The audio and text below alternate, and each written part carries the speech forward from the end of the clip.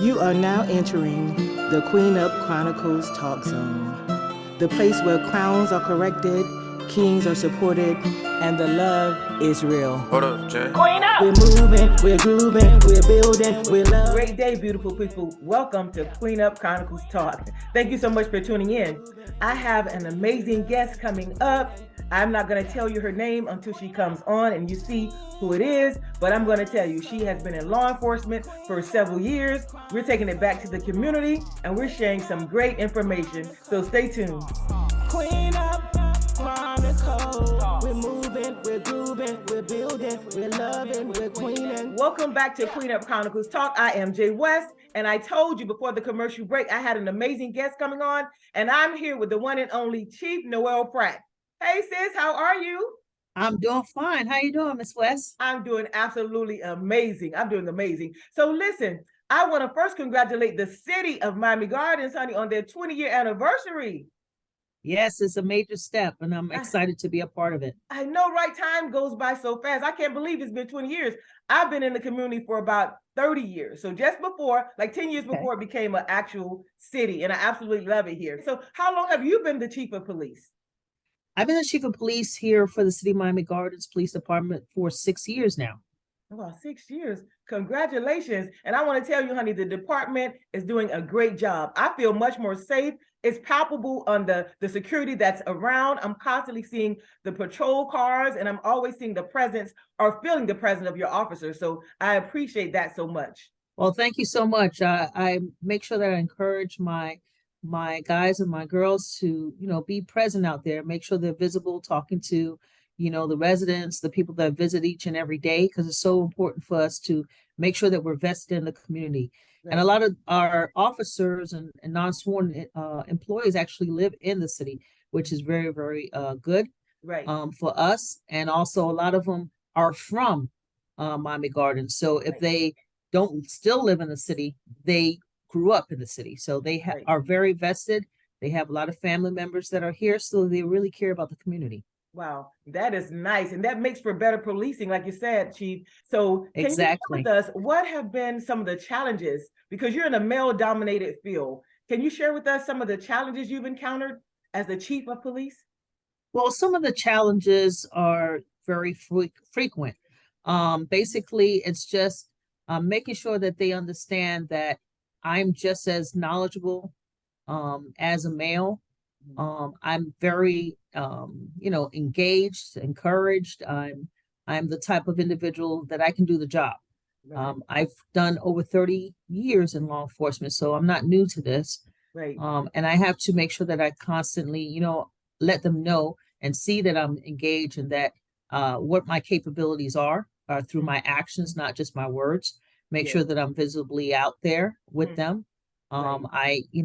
First and foremost, just because I have the title of chief doesn't mean that I'm not still a police officer and I can't still do, traffic enforcement or support them when they're on various scenes. So I have to make sure that I'm visible out there and they see that I'm engaged, I'm very active. And that way, it kind of sets a tone and allows them to understand that it's not just about a title, it's about making sure that we're vested in this community that we serve. Right. Absolutely amazing. I love that, Chief. And you're so correct. So do you feel that you have to, do you feel like you have to perform or do the job above and beyond your male counterparts? Yes, I do. But that's just human nature. When we get into these fields or these careers, we're constantly tested. We have to do 110%, which it's fine because after all, I want us to, as females, make sure that we are showing our capabilities.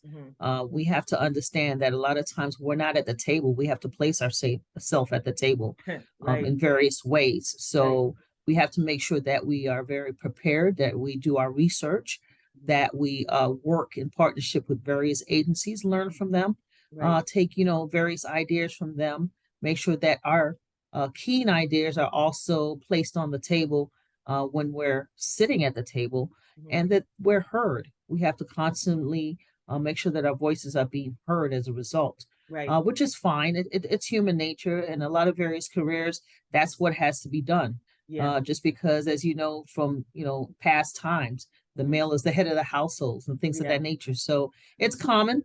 However, it's part of the job. Like I said, I've been doing this for over 30 years, so Right. I understand it, and I Right. understand that I have to go ahead and make sure that I show my performance above and beyond. But I'm not Right. taken back by it anymore. I just Right. understand it. You just adjust to it. Exactly. And Yes, Chief, ma'am. like you said, you have 30 years in this business, so you're not new to this. So you actually like bleed blue, right? I sure I'm telling do. you, it's in your vein, it's in your system, it's in your soul, right? Yes, it So, is. so like a part of that, and being in this leadership position, I felt like I shared with you off camera, I've been in leadership position for Miami-Dade Corrections. So in that Okay. position, I felt like, and let me know if you feel the same way. I had to kind of lessen or lower my femininity. Do you feel that? No, not at all. Not at all. No.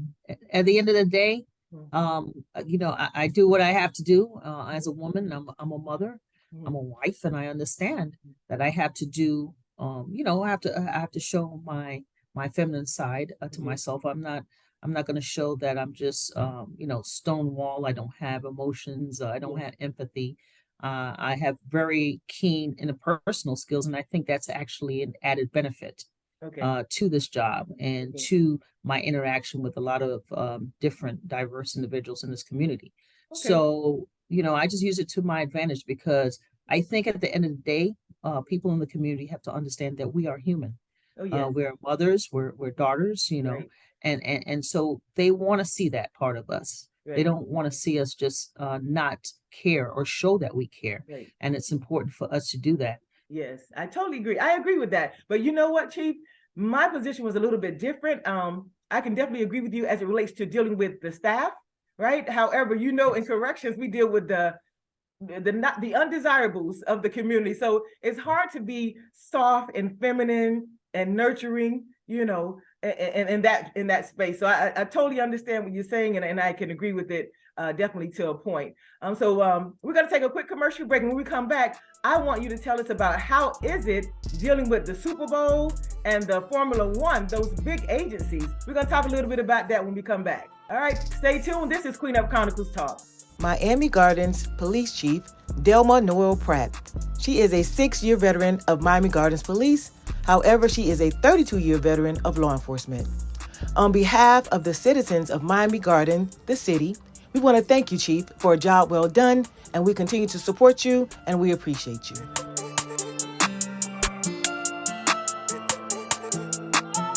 Welcome back to Queen Up Chronicles Talk. I am Jay West, and I'm still here with the amazing Chief Noel Pratt.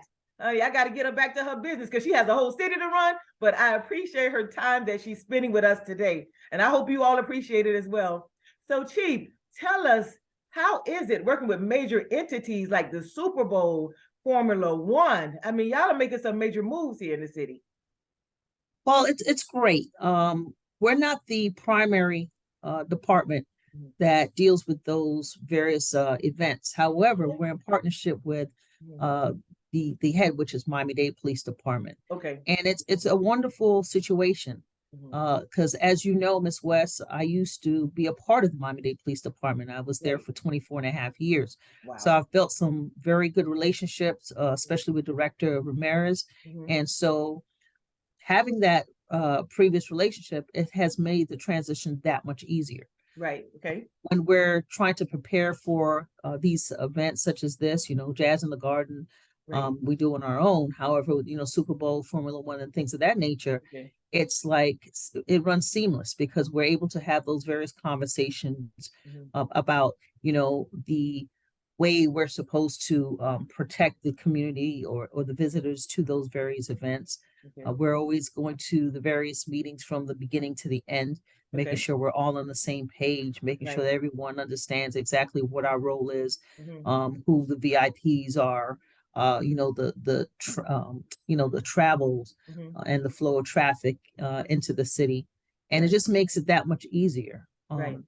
When I was with Miami-Dade Police Department, Mhm. I serviced, actually, I had the North Operations Division at one point in time. So Okay. I had about 1,000 people under my you know, purview.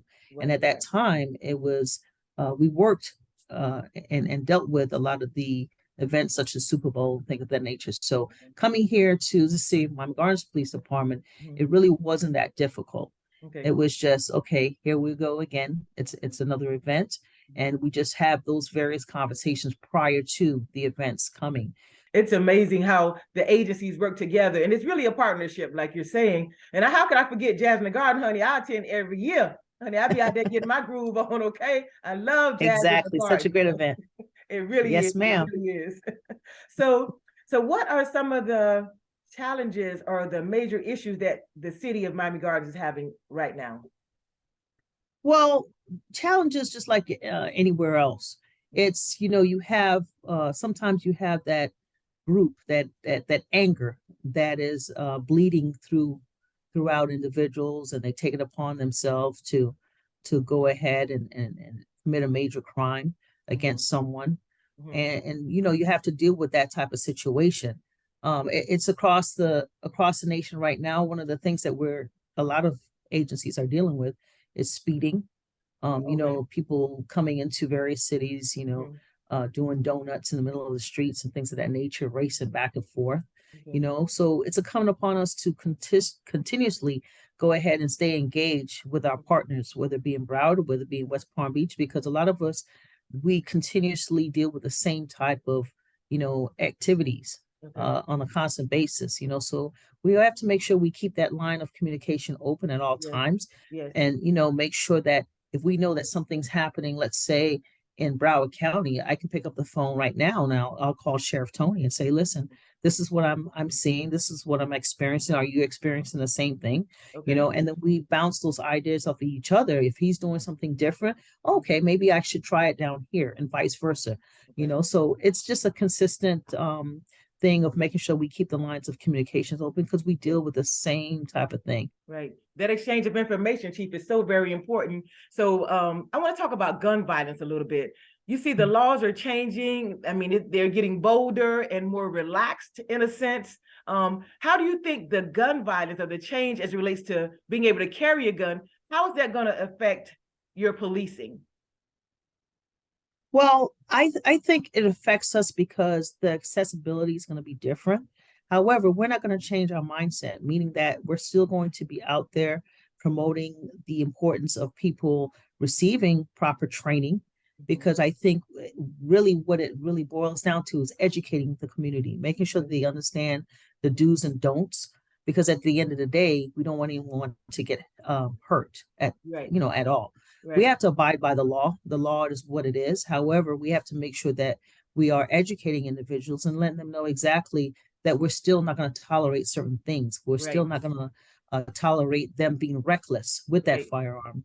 So through education, through making sure that we attend various meetings and just let people know, listen, you have a right to do A, B, and C. However, this is on the other side, what you cannot do, because you cannot be reckless with such firearms. You have to make sure that you still safeguard it. You put it in a lockbox and things of that nature to keep it away from, juveniles and things of that nature. Because we don't want anyone to get hurt. Right. That's what it really boils down to. We don't want anyone to get hurt. So we still have to make sure that we do our job, whether the law has changed or not. We have to make sure we do our job.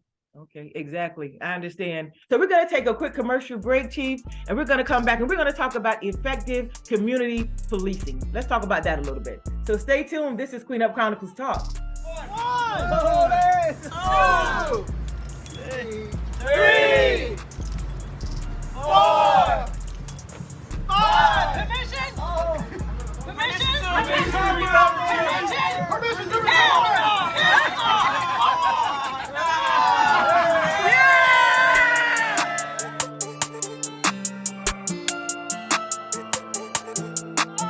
Welcome back to Queen Up Chronicles Talk. I am Jay West, and I'm still here with the Chief, honey. You know, when a woman is in charge, honey, we handle our business, and she's doing just that. So, Chief, tell us, what is an effective community policing program? What is that?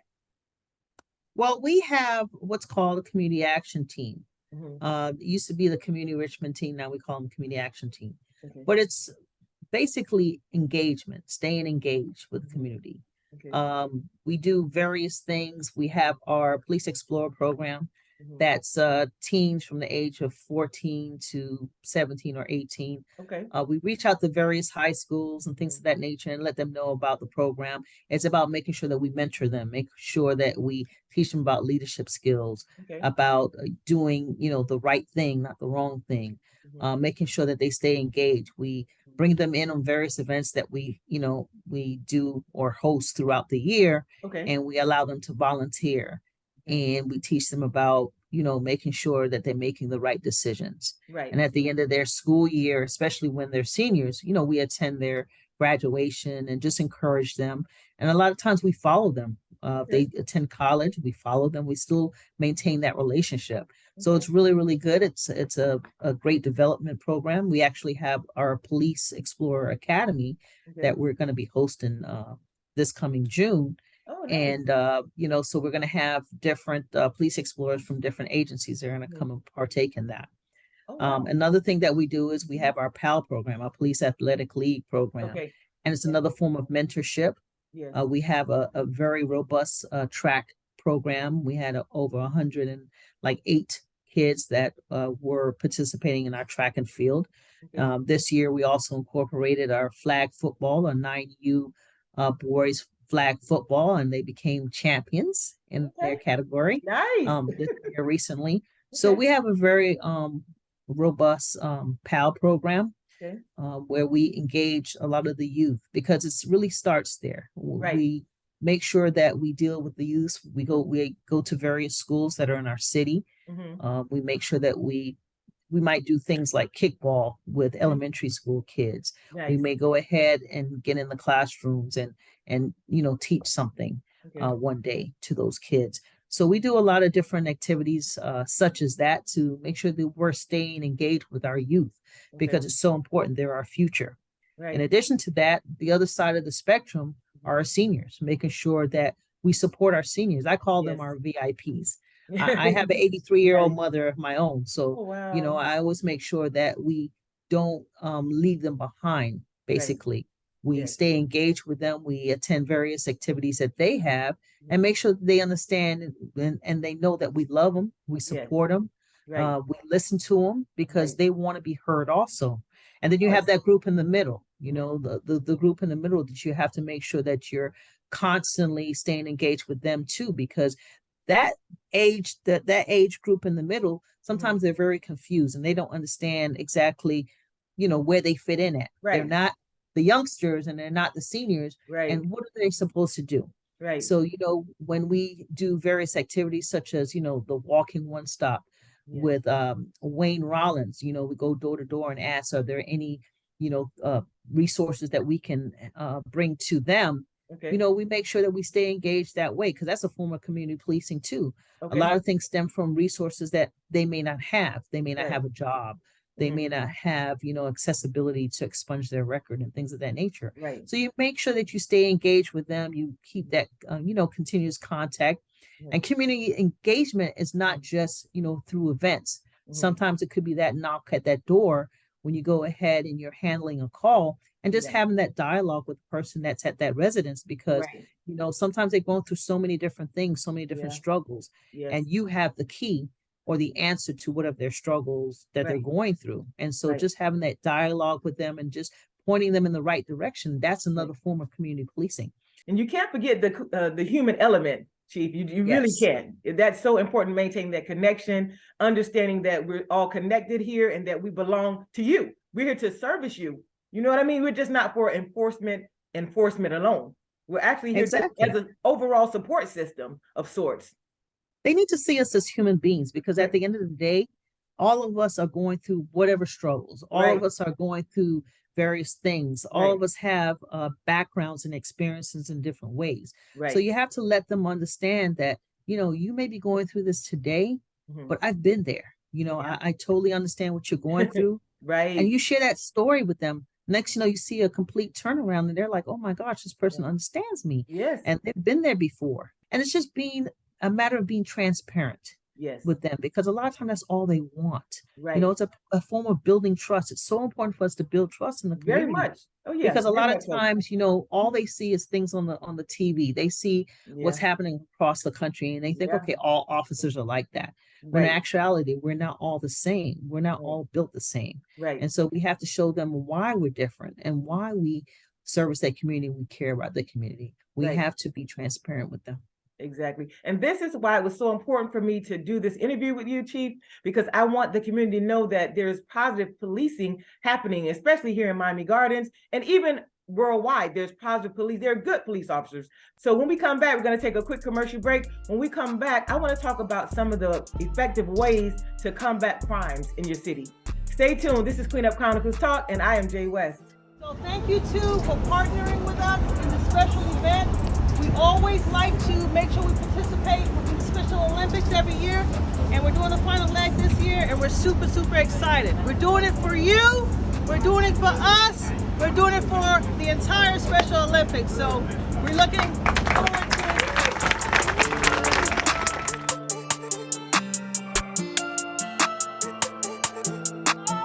it. Welcome back to Queen Up Chronicles Talk, and I'm here with the Chief, the big chief, okay, Noel Pratt. Okay, so we're going to talk about, I want you to share some ways that you think crime can be prevented. Well, basically, you have to set, goals and things of that nature. Not everyone is a bad person. Not everyone is committing crime within the city. So you have to make sure you identify exactly who's committing the crimes, who's committing the violence, and you target those individuals because you don't want to just cast the net over everybody. That's not what you want to do. Right. Also, you have to make sure that you have visibility. A lot of times visibility deters a lot of things. When they see that the police, or law enforcement is present, then it kind of curtails them or changes their mindset. So, well, I can't do it here. Let me go somewhere else where they're not as visible. Right. So you have to make sure that you stay visible, you stay engaged, that they see you. That way they say, well, and I'm not going to go ahead and do A, B, and C because they're out there. And like they used to say back in the day, the streets are hot. So I'm not going to go ahead and do what I was going to do. And they change their mindset and they do something else. Right. So you want to make sure that you do those key things.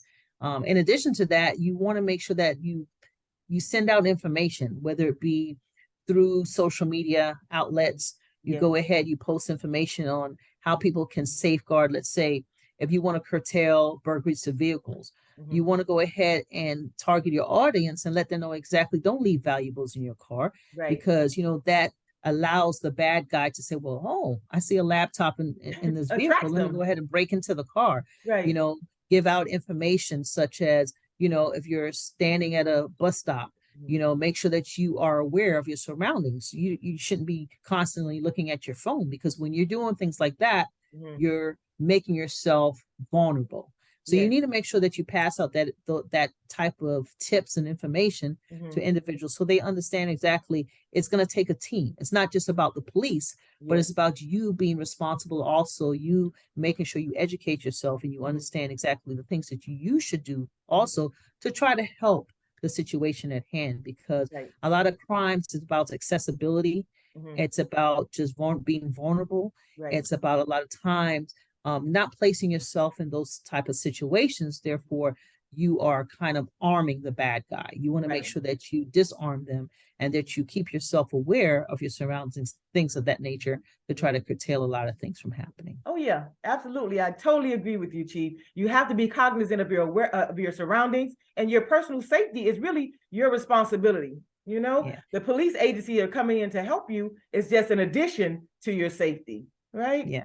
It truly is a partnership. A lot of times people say, well, it's the police. But no, it's a partnership between us and the community as a whole. We have to work together in order to prevent and decrease crime. The police officers can't do this by themselves. We have to work together in order to curtail crime that's occurring across the nation. So Exactly. Oh my goodness. I can appreciate that, Chief. It is definitely a partnership. I love how you put that. That's the perfect word for it. It's a partnership, definitely. So, Chief, we're going to take a quick commercial break. And when we come back, I want to know, let's talk about how you can make a career in policing attractive for young men as well as young women. All right, so stay tuned. This is Queen Up Chronicles Talk, and I am Jay West. Thank you so much. I know y'all like surprises, so I brought part of my team with me. We're actually doing a bike ride today throughout the city. It was talked about yesterday at a meeting that we went to yesterday evening that we would be doing a community bike ride. So these are just some of the folks here riding along with me today. And we just wanted to come by, say hello to you all, and just wave a little bit. And let you know that you are our VIP.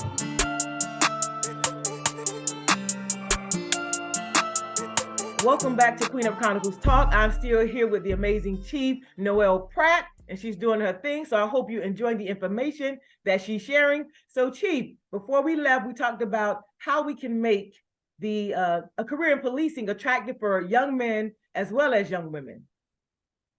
Well, one thing that we make sure that we do is we're always showcasing the different areas within the police department, whether it be you have some young folks, they may say, well, you know what? I see that officer riding on that motorcycle. I want to be a motorcycle officer. And so therefore you showcase certain things like that to allow them to see, listen, one day maybe I can be a motorcycle officer. Or you showcase, your canine officers because they may want to be a canine officer. Or you showcase, our police officers interacting with the youth because they want to go ahead and be that type of officer where they're engaged with our youth in that fashion. So just doing different things like that, making sure that we stay engaged on social media outlets. We're on Twitter, we're on Facebook, we're on Instagram. We make sure that we're constantly posting different things, our different engagements that we have. That way we're making sure that we are showing them exactly the different day in and day out things that we do, because, they may say, okay, that can be me, that can be me. Right. In addition, we do various segments throughout the year. A lot of times, it may be a certain day, let's say a certain specific day that comes up, and we showcase Officer A and we say a little historical thing about him. And they're like, oh, okay. Oh, now that's nice. Miami Gardens, or he started off here working in the parks department. Now he's an officer. So you're showing his growth. Department. I love it. So you show the growth, and I believe that, helps a lot in a lot of different ways. Not only that, we go to various schools. Like I stated before, we have 2 high schools that are in our city. We have Carroll City High School and Norland High School. We're very engaged with those students there through our Big Brothers Big Sisters connection. And we make sure that we go there, we visit there all the time and let them see us and say, listen, you can be a part of this family too, because we consider it a family. And then that way they're like, okay, maybe after high school, because the age is 19. So maybe after high school, I can go ahead and, get into the academy and become a police officer for the Miami Gardens Police Department. It's another option that you were giving. Yes. Yes, it is. Yes, it is. Amazing. So, Chief, how can they find out more information about your department? Well, basically, they can consistently look at the Miami Gardens website. The City Miami Gardens website, it basically, when you click on there, it lists all the various jobs that are available at that time. We just had a pool of certified officers that we just pulled from. And what does that mean? That means officers that have their certification. They may not have police experience. However, once we bring them in, we teach them our policies and procedures and things of that nature. They become a part of the team. Or you may have someone that came from another police department. They want to leave that police department and then come and join our police department. And so they're under the certified, title, and we bring them into our police department. And then from time to time, we hire non-certified individuals. So individuals that don't have any kind of law enforcement experience, but they want to become an officer, and we send them to the academy, and they're there for approximately 6 months. And after their 6 months of training, they come on board, to our police department, and they learn the ins and outs of our police departments. And next thing you know, they're on the road by themselves. So those are various, ways of becoming a part of our family. Oh, wow. That's absolutely amazing. And thank you so much for sharing the differences between certified officers as opposed to a non-certified officers. So the viewers are aware of what's required of them if they decide to come to the department. That's really great, really great. Exactly. It's a very, it's a great career. It allows you to, meet different people from diverse backgrounds. It's about serving. It's about making sure that you give back. A lot of it has to do with giving back to the community. And that's one of the reasons why I got into this career. I wanted to, stay engaged and make sure that I was able to connect with individuals in the community, because that's what's really about. A lot of times it's just having conversations with individuals that you see. You could be walking down the street, and next thing you know, you're having a conversation with someone, and you learn a lot about different people, and they learn a lot about you. So it's so important for us to make sure that we continuously just bring in a lot of people that want to be vested in our communities and want to be a part. A lot of times people like to complain about a lot of different things, but why not be the type Too much of complaining. person that's a complainer, but be a doer, be a person that's involved. Right. And this Get is one way involved. to be involved. Yeah. Yes. Absolutely. Oh, thank you so much, Chief. So listen, I've taken up so much of your time. I really enjoyed this interview, talking to you, learning from you. So I hope the viewers are also experiencing the same thing. So thank you so much again. And I want you to have an amazing day. And I want you to keep us protected and keep us safe, okay? Yes, ma'am. Will do, Miss West. So have an amazing day, Chief. I appreciate you. Thank you too. Stay tuned for the next episode. This is Queen Up Chronicles Talk, and I am Jay West.